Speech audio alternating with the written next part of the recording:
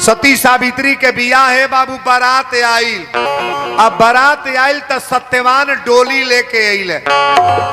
सावित्री के विदाई पालकी में भइल, डोली में बैठ के ससुराल में गई। और जब ससुराल में गई तो कथा पर तन ध्यान देब।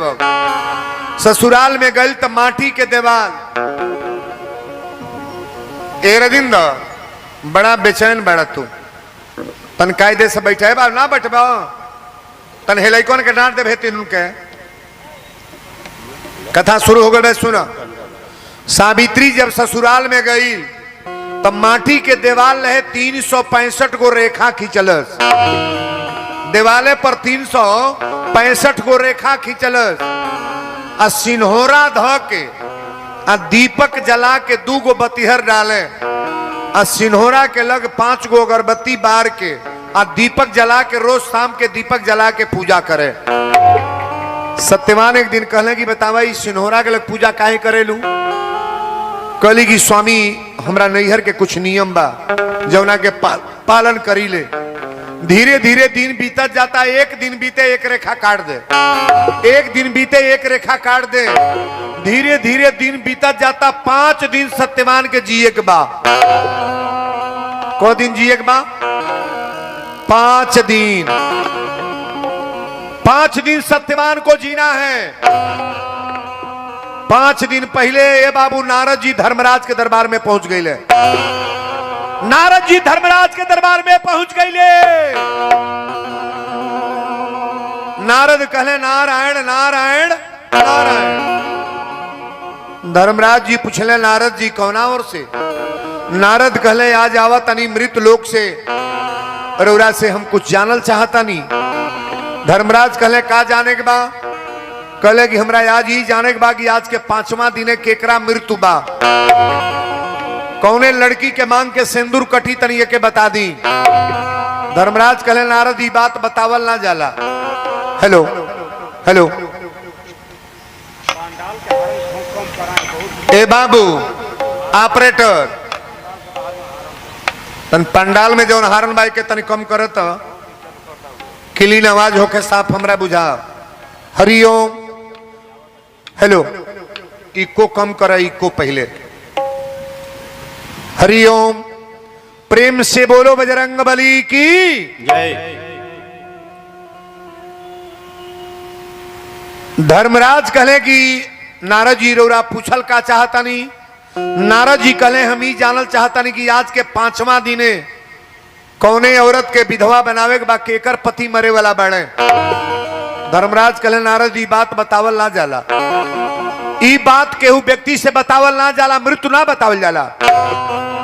नारद जी कहले नहीं बताई, आज हमरा जानकारी करे के बा या कुछ बताई। कहले तो जब जानल चाहता तो कान खोल के सुन ल। आज के 5वां दिने सत्यवान के प्राण हमरा दरबार में आ जाई। सत्यवान के प्राण आ जाई। नारद जी कहले सत्यवान? कहले हाँ सत्यवान। ओकरी औरत के नाम बा सती सावित्री। नारद जी कहले धर्मराज आज यह बात तो तोहके बताहु आइल बनी। तोहरा ऐसा 50 को धर्मराज जई हैं तो वो सती सावित्री के पति के प्राण ले ना पैब। 50 धर्मराज तोहरी मान के बा ओकरा पति के प्राण ले लेबा। धर्मराज कहले नारद काहे ऐसा बतियाओ तारा, आखिर ओकरा में खूबी का बा? नारद जी कहले खूबी तो बा कि ये पृथ्वी पर ऐसा कोई महिला आज तक पैदा ही नहीं हुई है। पतिव्रता नारी है, सती नारी है, चरित्रवान नारी है, महतारी बाप के पूजा करे वाली लड़की है, जो उन्हें लड़की के साथे तू धोखा करे जाता। धर्मराज कहले नारद एक बात सुन ल, समय के पहले समय के बाद केहू के छोड़ले ना बानी। टाइम जहिया आ जाई तहिया पता कलिया ओकरा पति के प्राण आ जाता कि ना। नारद जी कहले धर्मराज तो के चुनौती देवे बानी आ दावा के साथ कहता नहीं, जहिया ओकरा पति के प्राण लेके दरबार में आ जाइए तहिया हमसे तो मिल लिया। धर्मराज कहले कि आखिर सती सावित्री में आखिर खूबी का बा? एकरा में कौन ऐसा गुण बा कि नारद ऐसा ज्ञानी ये तरह के बात बोल के चल गई है।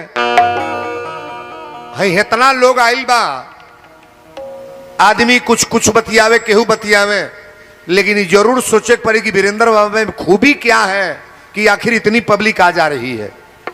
नहीं चर्चा होता होगा, कोई तो लाइन है कि नहीं है। अगर कुछ मेरे पास न रहे तो ये जनता मेरे पास क्यों आएगी, क्या मतलब बनता है। और ये जनता क्या है महाराज, में आप हमारा वीडियो रिकॉर्डिंग का कमरा कभी भी देखिएगा, खोलिएगा मेरे नंबर को, कोई भी नंबर वीरेंद्र के नाम से सब्सक्राइब करेंगे आप, वहां देखिए 50,000 40,000 पब्लिक बैठी है कि नहीं बैठी है। कथा बैठ करके प्रेम से समझने का प्रयास करना। धर्मराज कहले कि तोहरा बुझाते नहीं खे कि तू कैसे बतियाओ तड़ा नारद।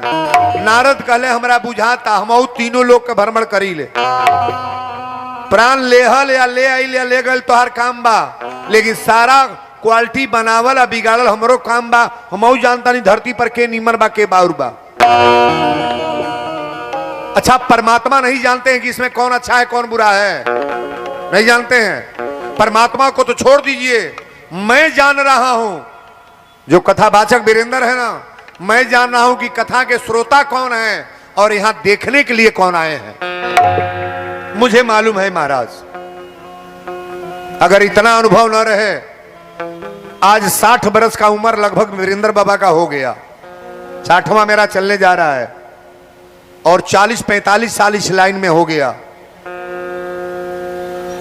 लगभग 800-900 बड़ी बड़ी जग की बात मैं बोल रहा हूं, मानस सम्मेलन नहीं, 800-900 जग लगभग अपने जीवन में मैंने कर चुका। थोड़ा ताली बजा दो बरिया रे। बहुत सारे लोग मिले होंगे और आप भी मिले ही हैं, ये तो हमारा घर बन चुका है। धर्मराज कहले कि नारद होश में बात कर। नारद कहले होश में बानी, बेहोश ना बानी। हम बेहोश बन के बात नहीं कर रहे हैं। तोहरी मान के नहीं खे कि सत्यवान के प्राण तू अपनी दरबार में लेके चली आवा। जमराज बगल में रहले, धर्मराज कहे कि नारद आज के 5वां दिने पता करी है कि नारी विधवा होती है कि ना। 5वां दिने पता कर लिया कि ओकरी मांग के सिंदूर हटा था कि ना, विधवा बना देने की ना। नारद जी कहले अच्छा तो हम चलता नहीं, 5वां दिने तो से फिर मिलो। नारद तो चल गए बाबू। अच्छा बताई, जे सही आदमी बा कबो चाप के बतियाई कि ना। मान लो कोनो चोरी कैले बा आ कोनो नाई कैले बा, तो चाप के कौन बतियाई। जो नाई कैले बा, नाई कैले बा तो छतिया उतार को के बतियाई। सिपाही के सामने साहू आदमी के जाग में तो डर बा, डर बा, डेराई उ जो चोरी कैले बा। एगो चोरी के छिपावे खातिर 20 गो गवाह लगावो तब वो पकड़ा जाई, ना धरा जाई। धरा जी है तुरंत। जीवन में अच्छाई के चक्कर में पड़ना चाहिए, बुरा काम तो महाराज बुरा है। भविष्य में कभी भी अगर बढ़िया करो तो बढ़िया होई। खेते में जो गेहूं बोले बा मटर तुराई, तन बोला था मटर तुराई। गन्ना जे बोले रहा मकई तुराई।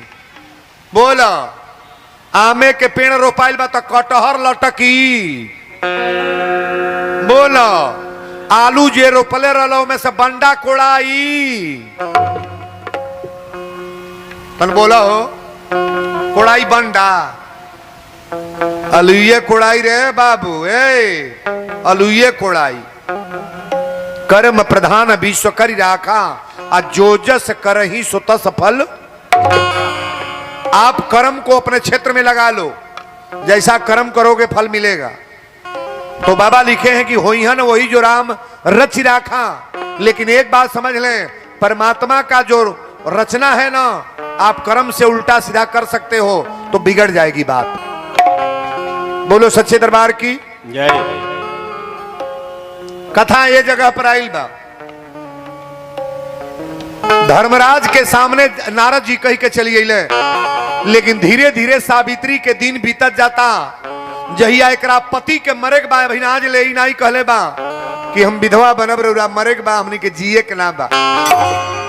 अपना पति सत्यवान से ना बतौलस, सत्यवान से अपन परिचय ना बतौलस कि रउरा मरे के बा।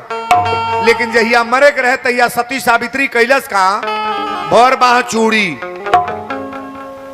जौन शादी वाली साड़ी रहल उहे साड़ी पहिरलस, बर मांग सिंदूर, लीलारे पर बिंदी, आंख में कजरा, ओठ में लाली, कान में झुमका।